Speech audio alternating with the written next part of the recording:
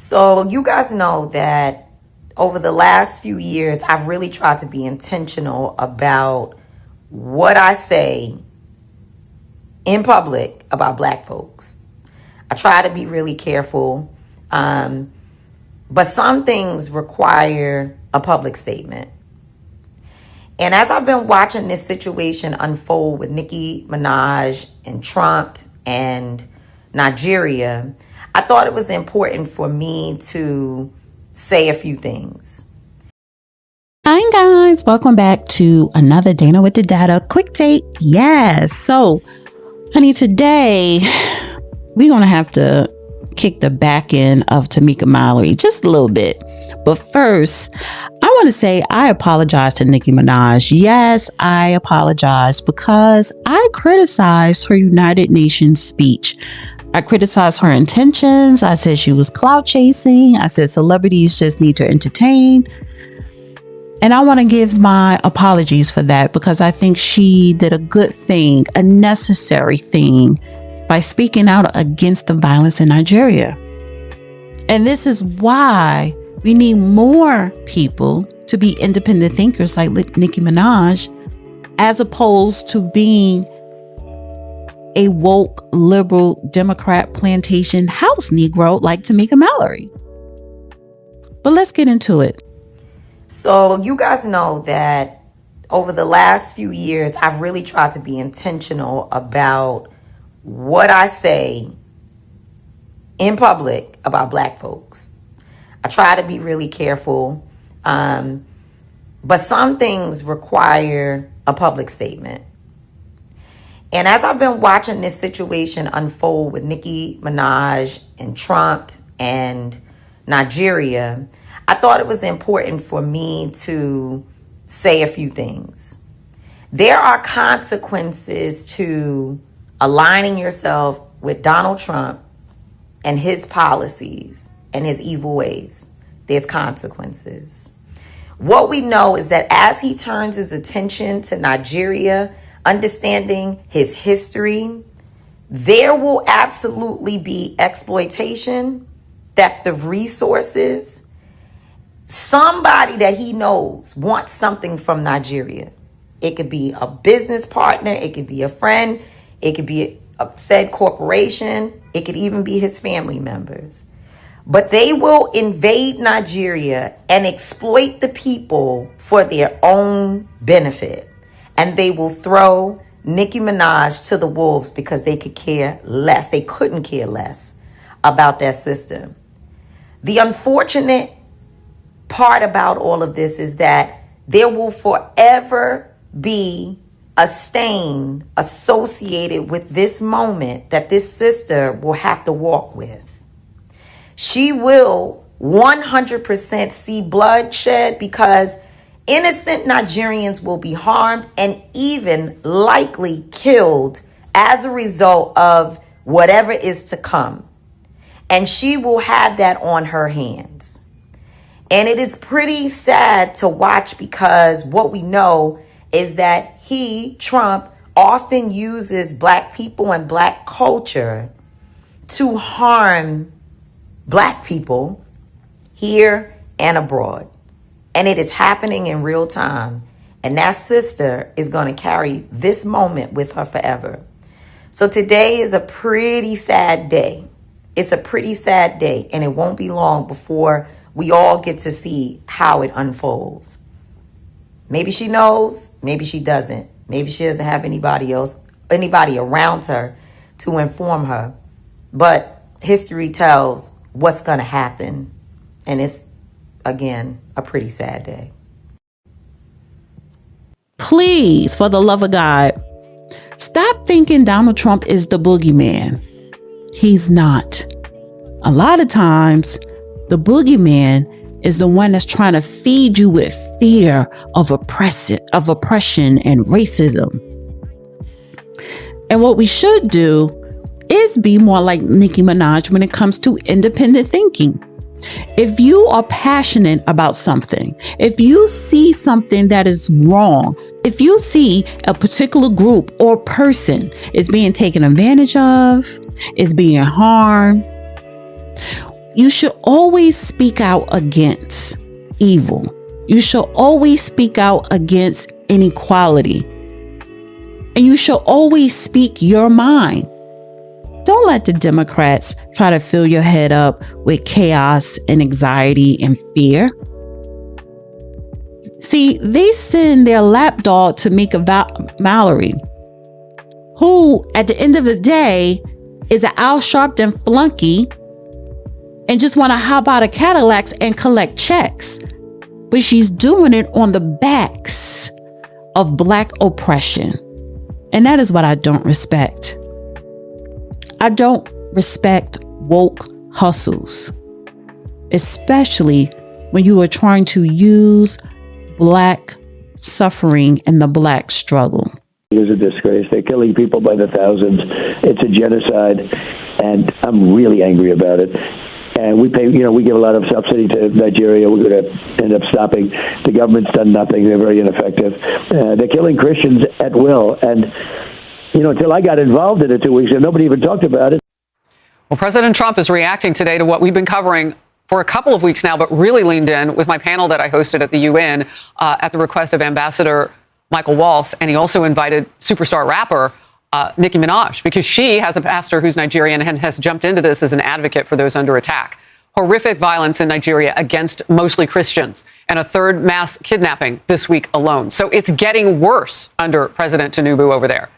In this attack, gunmen targeted a Catholic school just days after that attack on a Christian church. Islamic terrorists in Nigeria. There are now 22 of those groups, including Boko Haram, and some of them are aligned with ISIS. They are targeting Christians and have been for years. Some experts, as well as the president, are saying that the mass slaughter needs to be contained. And you heard him here. The government now over there has to do something about this. I joined U.S. Ambassador Waltz for an event on the crisis earlier this week. I served in Nigeria helping train their Navy SEALs for hostage rescues and to go find these girls. And Harris, it is horrific what is happening to them right now. We were able to get many of them back, but not all of them. And as a father of a daughter, it's just horrific to think little girls, 8, 9 years old, being kidnapped out of their schools and sold into Islamic sex slavery. Senior Foreign Affairs correspondent Greg Palcott has the latest. Greg. Hi, Harris. That's right. More violence in Nigeria. Christians again under fire. A Catholic secondary school in the town of Gwara in northwestern Nigeria attacked by gunmen. Local media says as many as 52 kids were kidnapped. A desperate search involving military and police is on right now. And yes, earlier this week, a Catholic church nearby was attacked. 2 people were killed and 38 worshipers abducted. The ransom per person, $69,000. Thousands of Christians have been killed in recent years there, leading some, yes, to speak of a Christian genocide. President Trump has branded Nigeria a country of particular concern regarding religious freedom, threatening to apply sanctions and send in U.S. troops. Here's how a State Department official put it at a congressional briefing yesterday. The Trump administration is developing a plan to incentivize and compel the Nigerian government to better protect Christian communities and improve religious freedom. Still, the Trump administration and analysts say others are getting hurt, too, by Islamist terrorists, organized bandits, militants. 25 children were kidnapped at another school in western Nigeria on Monday. 1 escaped. That happened in a Muslim area. Harris, Nigerian officials claim they are not persecuting any religion, but many analysts say at the very least they are certain that the government officials are not protecting their own citizens. Back to you. Yeah, and as we've been pointing out, it's mostly young girls and women. And that's what we saw in that church. And those new numbers are just heartbreaking. How many more people were kidnapped and killed in that church attack that we showed this week? Greg, thank you very much for the update. In way too many places. In Nigeria, Christians are being targeted, driven from their homes, and killed. Churches have been burned. Families have been torn apart. And entire communities live in fear constantly, simply because of how they pray. Sadly, this problem is not only a growing problem in Nigeria, but also in so many other countries across the world, and it demands urgent action. And I want to be clear. Protecting Christians in Nigeria is not about taking sides or dividing people. It is about uniting humanity. Nigeria is a beautiful nation with deep faith traditions and lots of beautiful barbs that I can't wait to see. When one's church mosque or place of worship is destroyed, everyone's heart should break just a little bit. And the foundation of the United Nations, with its core mandate to ensure peace and security, should shake. I am joined here today by peace builders, by faith leaders, by those who saw violence, saw rising intolerance, saw the threats clearly before us, and chose not to look the other way. I am inspired by their work to build interfaith ties, to see the humanity across the lines which might divide us, and to fight for security and liberty for all those who pray. I look forward to our discussion today, and I hope it will encourage deepened solidarity for us to urgently work together to ensure every person can enjoy the right to believe, to worship, and to live in peace. Barbs. Prioritizing human rights over political tribalism. Nicki Minaj is addressing a genuine humanitarian crisis. Christians being killed, driven from homes and churches burnt in Nigeria. This transcends political party lines. Criticizing someone for speaking out against religious persecution simply because of political association shows misplaced priorities. Human rights advocacy shouldn't be conditional on political alignment. Using her platform for global good, not just domestic politics. With her massive international fan base, her barbs, Nicki is leveraging her platform to bring global attention to violence that might otherwise be ignored. This is exactly what celebrities should do. Use their influence for humanitarian causes. Tamika's criticism essentially argues that celebrities should stay silent about international human rights abuses based on domestic political considerations.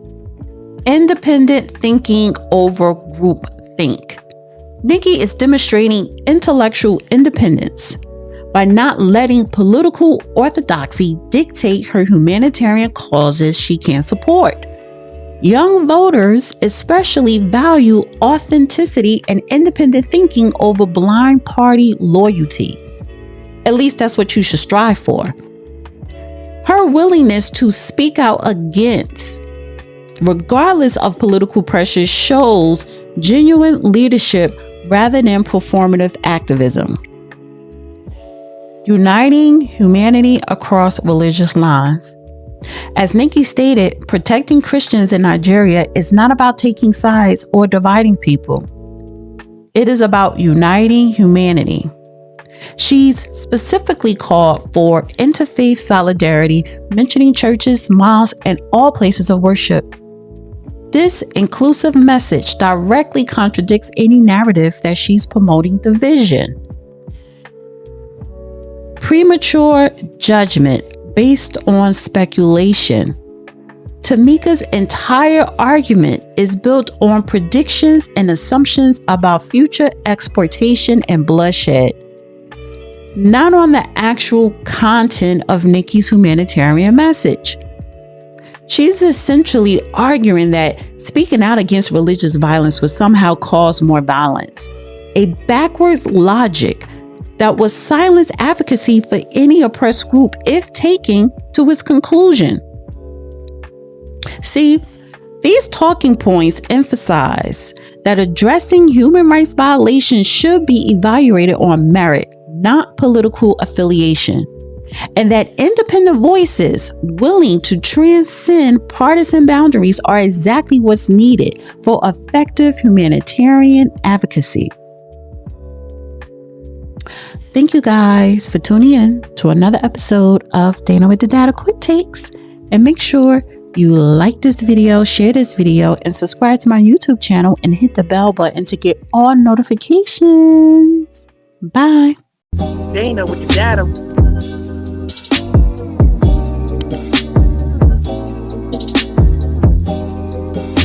Dana with the data.